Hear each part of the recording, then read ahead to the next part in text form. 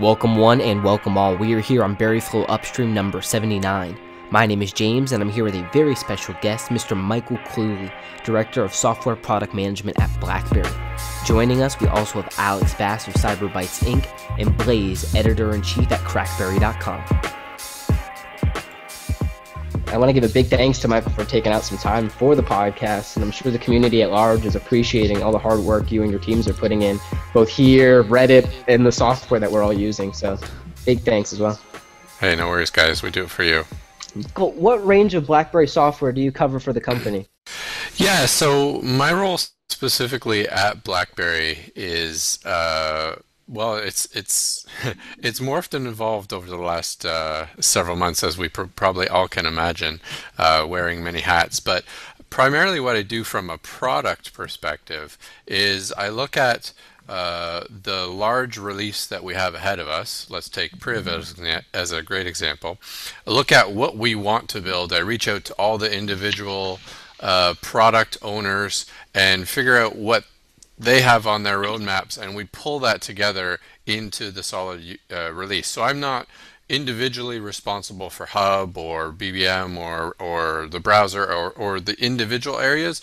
We have, you know, great guys who and girls who work on that together, and I just help roll that in and then go through the mechanics of working with our engineering teams to build the products that we ship and engage our carrier partners and things like that. So it's kind of this overarching role that pulls things together.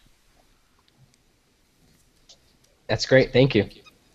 So essentially you have the software division and the hardware division, everyone kind of coming together on the Priv. So what are you most proud of in terms of how the teams have worked together to deliver on the actual final product of the Priv?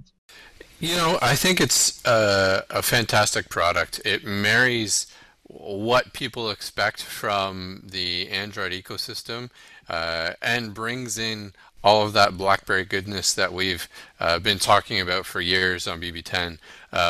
You know, it brings in the hub, it brings in that keyboard experience, that communication experience, and rolls that into something that is competitive, from hardware to software and to the overall offering that we have here.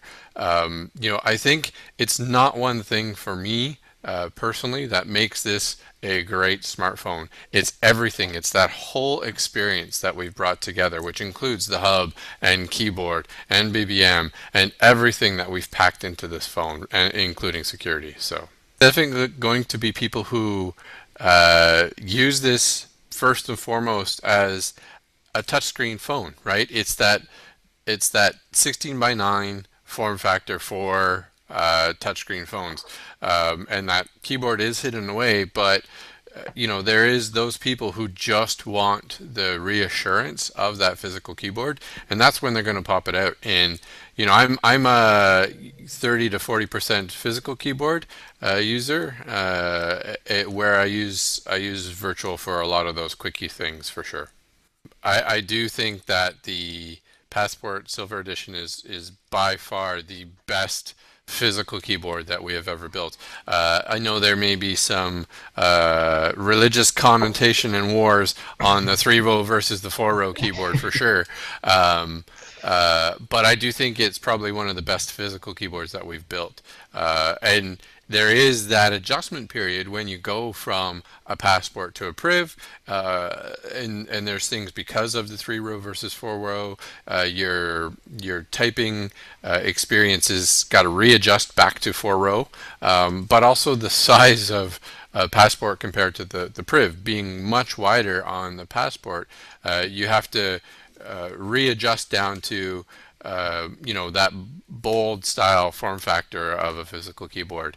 But I do think still there are people who will use a mix of both for sure.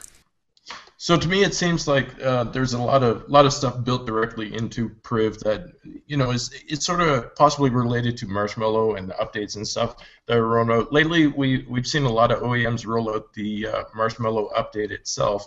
I was just kind of wondering, Michael, if you could break it down as to what sort of things BlackBerry and the teams have to look at when they consider OS updates, doing major software updates.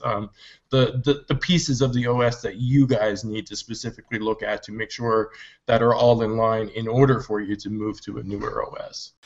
Yeah, it's a great question, and actually, before I get into answer that, I'm going to take a quick plug for the software update this time around.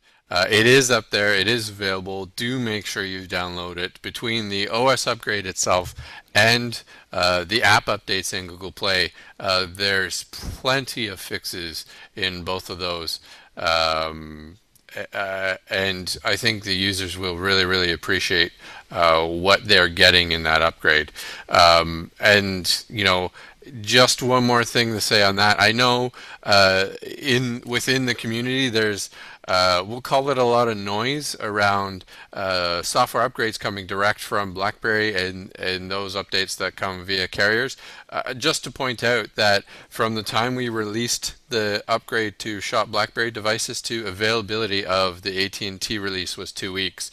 So it's not a huge gap between those, and we're working to make sure that when software updates do come out, that the time that direct purchase phones get them to carriers is a smaller gap. So working to increase that. But back to your question specifically, you know, we are doing a lot of stuff under the covers in the OS that we've built for Priv itself. There's a lot of security enhancements that go into what we've done with Priv. And you know, yeah, in Marshmallow, Google's done a great job at adding some of the functionality that we had to bake into the OS ourselves. A great example is boot verification, which is part of Marshmallow. We did that in Lollipop. That wasn't something that was there. So you know, now as we do the work towards Marshmallow, you know, on the onset of that, we have to look at, do we go with our solution, which we know is tried and true, or do we take what's off the shelf? And the philosophy that we have adopted is try to take as much off the shelf as we can. You know, we want to make sure that we're leveraging what's out there, especially all the work that continues to come, and get as much as we can, you know, quote unquote, for free. But at the same time, we want to make sure what we're getting is the right thing for us, especially when we get into focusing on security and the things of privacy that matter to customers as well. Yeah, that's a good answer. Excuse me. I know specifically that similar question in terms of off-the-shelf software, or does BlackBerry roll with their own solution, actually came up in the BlackBerry forums a few times because of the fact that maybe some of the security implementations that BlackBerry was building was overlapping with Google. So it's good to know, you know, what route BlackBerry takes with that. So that actually answers the full question that people were having. So that's perfect. No worries. And you know, we have a lot of experience, a lot of background here for sure, and we want to make sure that we bring that over and do it correctly. So it's we ask the hard questions when we do things for sure. So I had a question in regard of re-engineering some of those BlackBerry 10 core applications for the Android offering. Would you say that Priv serves as potentially a starting point for a wider cross-platform? I know earlier in the year we heard about a BlackBerry Experience Suite. Would you say that some of the software assets on Priv, like the keyboard, the hub, etc., are part of kind of a wider strategy in terms of the software?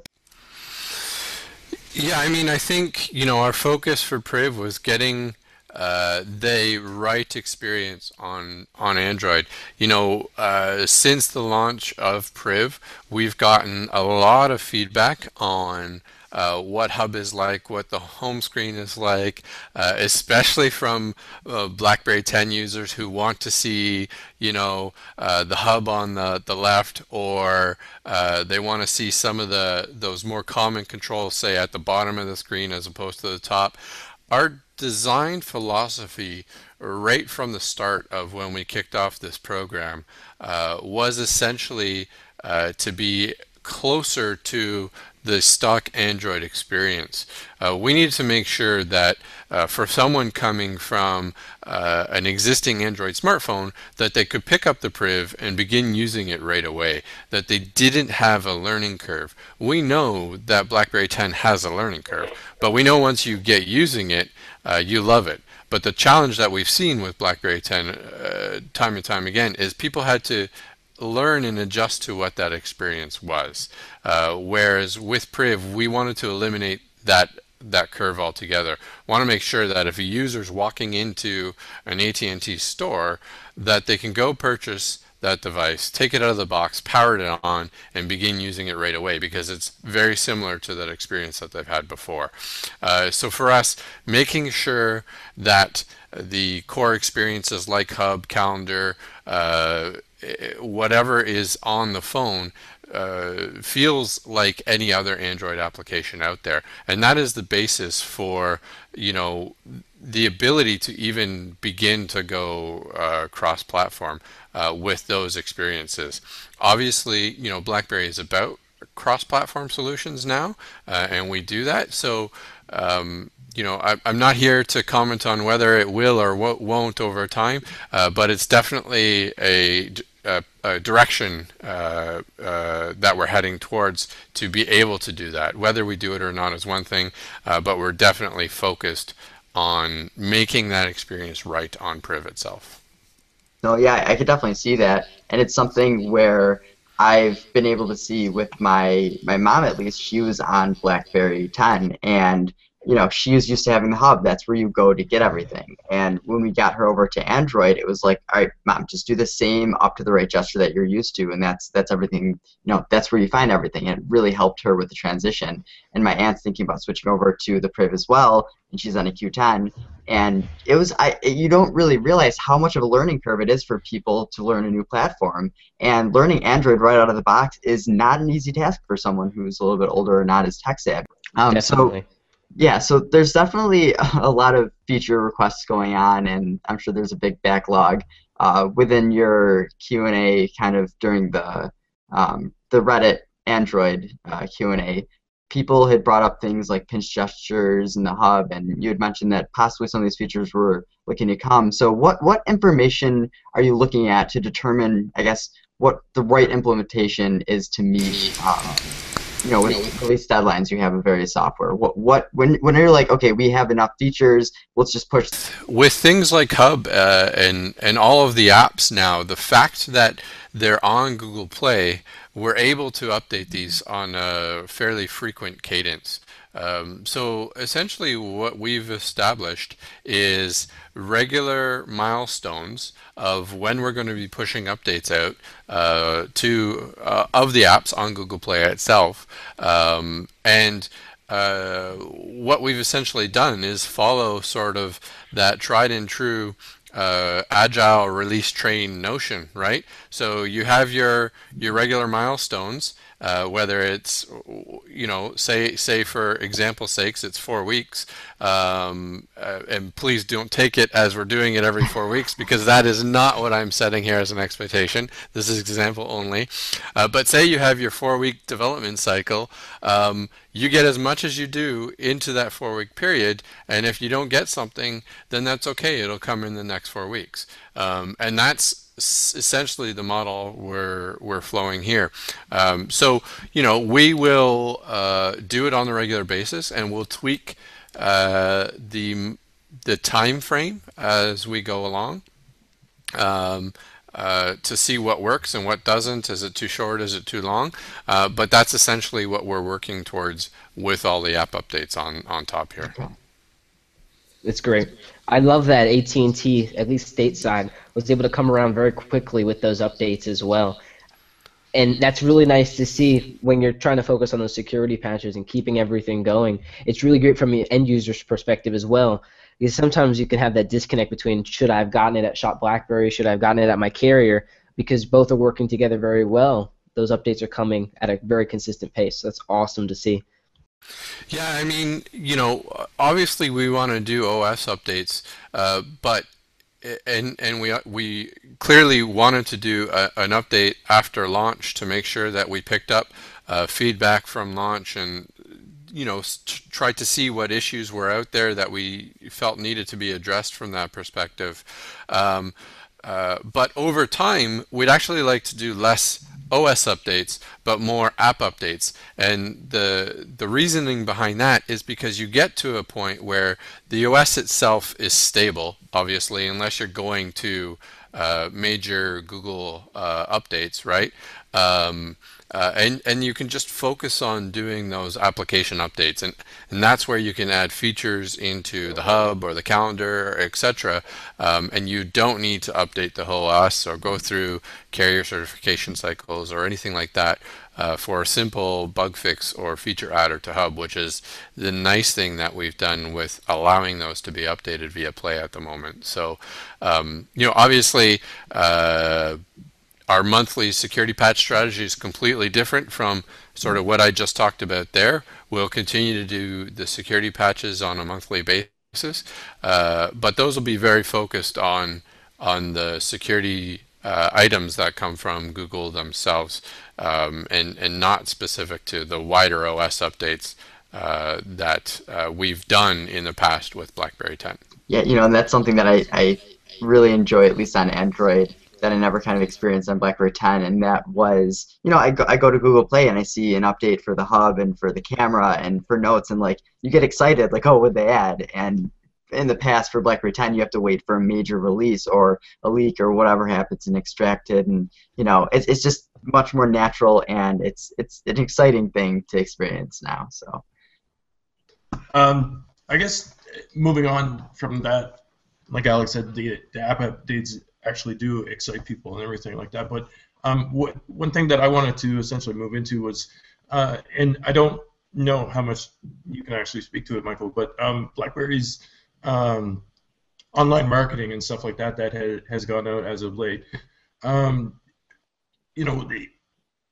not sure if you can directly speak to it, but it's really much different than from what we've seen from BlackBerry in the past. Can you just sort of speak to like the path that you guys decided to go with in terms of marketing this time around, because it just seems like a little bit totally different? Yeah, I can speak to a little bit and give some color there specifically. We definitely wanted to focus on a lot of online marketing, drive in that social space, leverage some of the channels that we haven't necessarily before. So, really using Instagram, whereas before we were only Twitter and Facebook. Obviously, we did an AMA on Reddit a couple of weeks ago, so that's completely new for us, and something that we got a lot of positive feedback for the fact that we were doing it in the first place, and drive into those sort of new online channels and drive a lot of that online marketing from that perspective, and build on areas where we have the potential to do some viral aspects of it as well. So let others help communicate what we are building here and have built with Priv specifically. That's awesome, especially now that you guys like got the BlackBerry Instagram itself. I know it was like BlackBerry Studio before, which is totally a little bit off-brand. Like you could still find it, but it wasn't BlackBerry. Like people search out BlackBerry specifically. And then I saw that new Jadakiss video last night. That was pretty awesome too. Yeah, that's the kind of stuff that's like super clever, and it's going to hit that specific demographic really, really well. And I like that it's tailored, which again, Priv is one of those really interesting devices because even from a design perspective, it kind of like imbibes that feeling of privacy where you don't necessarily know that keyboard is there, but when you need it, you can slide it up and the privacy is engaged, so to speak. So definitely really cool, and I like seeing the marketing from you guys and hope you guys definitely continue to do it in the future. Definitely a new direction is a fresh take on it. That's from what we've seen on Passport and Classic. Yeah, and you'll definitely see a couple other things over the next several weeks and months that helps also get some eyeballs back onto BlackBerry and onto the brand as a whole, and specifically around Priv. So watch for some interesting things coming into some of the bigger cities. It's good to hear. So we had a little bit more here on our question list. We talked a little bit about marketing. I wanted to ask a little bit about internally at BlackBerry. Are there a lot of Privs within the organization itself, or are a lot of people still torn on? Are a lot of people still using BB10 on classics, or has the company kind of migrated over to Priv? You know, as part of everything that John's done and our commitment to getting towards profitability, we obviously have to limit costs. So we can't just go crazy and order a lot of Priv hardware to give out to every single employee in the company, right? So we still have to keep that at a modest level, but you know, there is a lot of Priv hardware out there within the organization, and it's in the hands for people who need it, as we focus on that. And you know, not everyone at BlackBerry has a Priv right now, and that's okay, because we still have other programs like 10.3.3 for BlackBerry 10, where we need people running that software and doing all of our internal testing on it to make sure that when it's released, it is good for public consumption. So I guess this is kind of an obvious question that would come up here is, what are some of your favorite productivity features built into the Priv? So, I mean, there are a few things I don't think people even appreciate. The hub, for instance, on Android, you guys have really gone in depth with like the views section. So like I have a messaging view within the hub which only pulls in messaging, and it's pretty robust, and you really didn't have that kind of functionality on BlackBerry 10. So you guys have definitely thought through some productivity things, you know, specific to Android, to BlackBerry 10. So I guess specifically I'm kind of asking this question towards maybe Android-only features that you've kind of expanded upon BlackBerry 10, or if not, you know, whatever you can think of. Yeah, no, great question. Of course, you know, I'll come right out and I continue to beat up our product guys for this one too, but I definitely miss the pinch gesture in the hub. So we're definitely working on that and hope to bring that out to hub as a update to via Google Play. But specifically what I do like, you know, I do like that custom view support. Very much like you, I also have an email only custom view because I have several email accounts. But sometimes you just need to get out of the social noise for a second and look at what that email is. So I have that. It's a great way to focus just on that specifically. The other big thing for me that I use a lot as well is the calendar view in the productivity tab, and I use that because you can get to it from anywhere, right? You're in the browser, you're checking out a YouTube video, you're like, oh man, do I have an appointment coming up? You just do that swipe over, you see what your view looks like, and you're good to go. I actually use that now more than I use the calendar peek in hub specifically, because you're also sort of using the device for other purposes beyond just being in hub at that point. And then part of that is a little bit of the contacts. You know, one of the areas that I want to see addressed with the productivity tab a little bit is for contacts to show up, you have to favorite contacts there. And, you know, we've been talking about how do we get that to be a little bit more useful through some sort of frequency or suggestions and things like that. So that tab is very much a V1 type feature, but it is something we want to continue to explore. My next question was pretty much already answered, but we sort of went over at least some of it anyways. Is there any like sort of remaining features from BlackBerry 10 that you're really hoping, or anybody else on the team is really hoping to be able to go ahead and bring over to Priv directly? So wait a second, Blaze. Are you asking me if there's features I want to bring over, or are you hinting at something that you really want to see brought over to the product? Because you know I'm confused here, sir. I mean, there's a few things that I want to see brought over. There's a few things that everybody wants to see brought over. The majority of folks want. Let us know. Yeah, everything from BlackBerry 10 brought over. But I mean, everything. Yeah. No. You know, we definitely have our backlog of things that we want to bring to Priv and bring to the product. And you know, it takes time to get it there. It takes time to bring everything over. So you know, we had, gosh, what, 3 years of BlackBerry 10 under our belt. So we need to make sure that we are bringing over the right experiences first, the experiences that matter most to people from that perspective. So that's what we're trying to focus on and get to the features that the 80 and 90% of the people are using, and not to make the 5 or the 10% sad, but we want to make everyone, the bulk of people, happy first. Yeah, you want people working on stuff that's going to make people happy, not just little features that the majority doesn't necessarily care about. Yeah.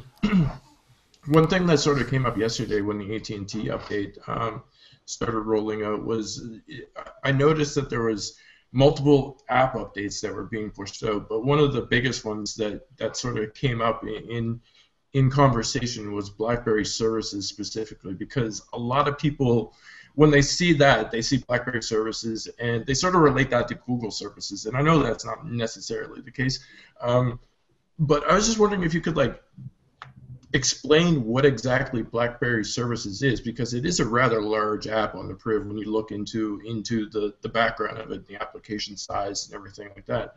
What exactly is BlackBerry Services, and why is this like the thing that controls all of the BlackBerry related stuff on the Priv, or what is it?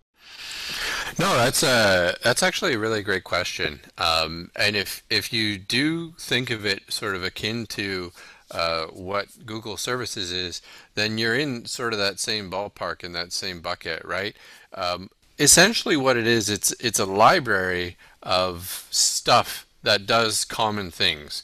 And a great example is it actually hosts our email and calendar and contacts protocol type stuff. So you don't have to write it in the hub or in calendar. You have this common layer that does a bunch of things, and then you call it in from the individual applications.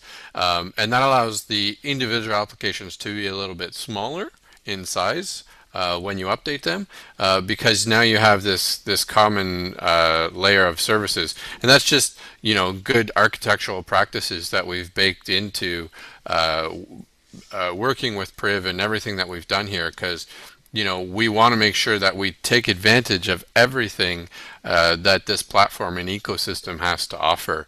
And that is one of the big things that we've done there. So, the services layer itself is specific to all of the BlackBerry goodness that goes into the functionality for the supporting applications that would sit on top of it.